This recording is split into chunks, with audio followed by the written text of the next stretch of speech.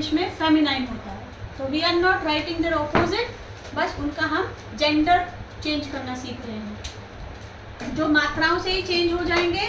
जैसे नाना पुल्लिंग शब्द है और नाना का स्त्रीलिंग होता है नानी, तो हमने यहाँ पर क्या किया, आ की मात्रा को ई की मात्रा बना दिया तो स्त्रीलिंग शब्द बन गया।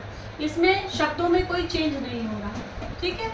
जैसे दादा, दादा पुल्लिंग है तो दादी स्त्रीलिंग शब्द हो गया हमारा। चाचा, अन्य बोर्ड का भी लेना, चाची, मामा, बातें मत करो बच्चों, मामी, काका, काकी, वेरी गुड, काकी। तो यहाँ पर हमने देखा कि सिर्फ आ की मात्रा को हमने ई की मात्रा बना दिया तो हमारा पुल्लिंग से स्त्रीलिंग बदल गया, ठीक है। कुछ शब्द होते हैं जो कि पुल्लिंग से स्त्रीलिंग बनाने के लिए वो शब्द ही दूसरा होता है। जैसे अभी ये वाले लिख लिए आपने, नोट डाउन कर लो फटाफट। स्टॉप, इरेजर दो, अभी रुक जाए, हैंड पे बस, हैंड और कॉपी। यहाँ से शुरू करेंगे, go down, loop, next standing line and आ की मात्रा। क्या बन गया, था। लाओ एक और बार था बनाते हैं, कोशिश करो। यहाँ से दिख रहा है,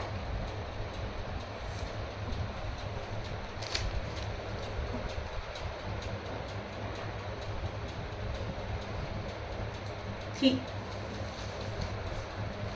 है। कुछ होते हैं जो कि बिल्कुल ही एक दूसरे से अलग हो जाते हैं।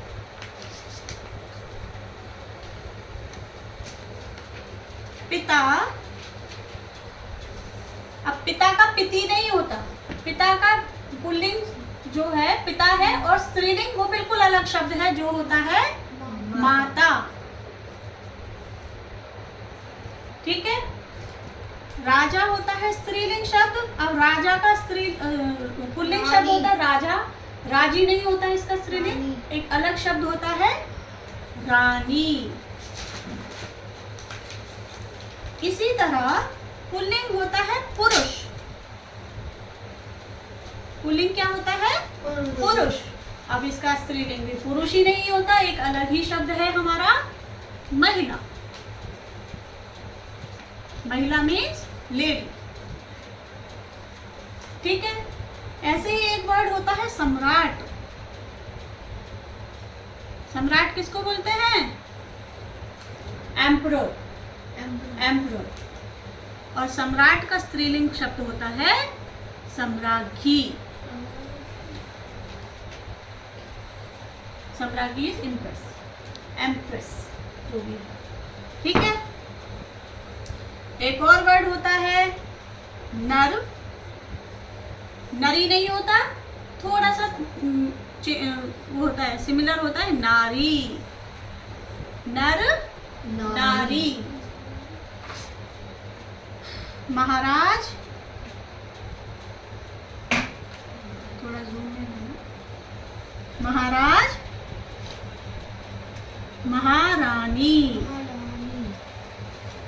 तो इस तरह स्त्रीलिंग और पुल्लिंग हम जो है लिखना सीखते हैं, समझ आ रहा है।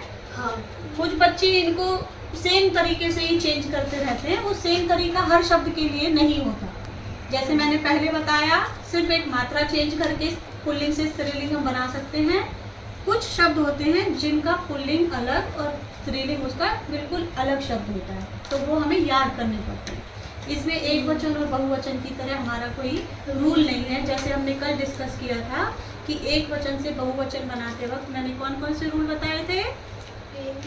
आ की मात्रा विल चेंज ए की मात्रा, बिना आ की मात्रा विल बिकम ए की मात्रा एंड अम की मात्रा, बड़ी की मात्रा विल बिकम छोटी की मात्रा एंड या विल बी एडेड, ठीक है।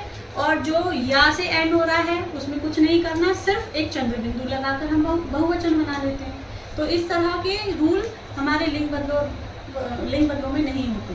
ठीक है, फर्स्ट तो हम लिंग बदलो हम क्यों पढ़ रहे हैं? जैसे मैंने कल पूछा था, वचन बदलो हम क्यों पढ़ते हैं? to learn how to write pronunciation of female and male. Very good, और लैंग्वेज अंडरस्टैंड कर बहुत अच्छा। कैसे एकवचन बहुवचन। आज वो वाला जवाब नहीं दिया कि फ्यूचर के लिए हिंदी क्या है? एक लैंग्वेज है। और लैंग्वेज क्या काम करती है? लैंग्वेज का मतलब होता है अपने मन के विचारों को, whatever we want to say और whatever we want to tell to someone, talk, विचारों का आदान प्रदान करने के लिए हमें भाषा चाहिए। उसको अंग्रेजी नहीं पता है तो हमको उसका लैंग्वेज भी। बहुत अच्छी बात, बहुत अच्छा। आज इम्प्रूवमेंट है तुम्हारे जवाब में, बहुत अच्छी बात, वेरी गुड। तो भाषा है, हिंदी क्या है? एक भाषा है। और भाषा का काम क्या होता है? विचारों का आदान प्रदान करने के लिए, है ना। जिनको अंग्रेजी नहीं आती उनको हम हिंदी में बात करेंगे, है ना। तो हिंदी में बात करने के लिए हमें ये सब चीज़ें पता होनी चाहिए। अगर हम पिताजी के बारे में बात कर रहे हैं तो हम पिता वर्ड यूज़ करेंगे, लेकिन अगर वही बात हमें माता जी के लिए कहनी है तो हमें पता होना चाहिए कि पिता की जगह हमें क्या कहना है, माता कहना है। तो जब हम मेल के बारे में पुल्लिंग शब्द के लिए बात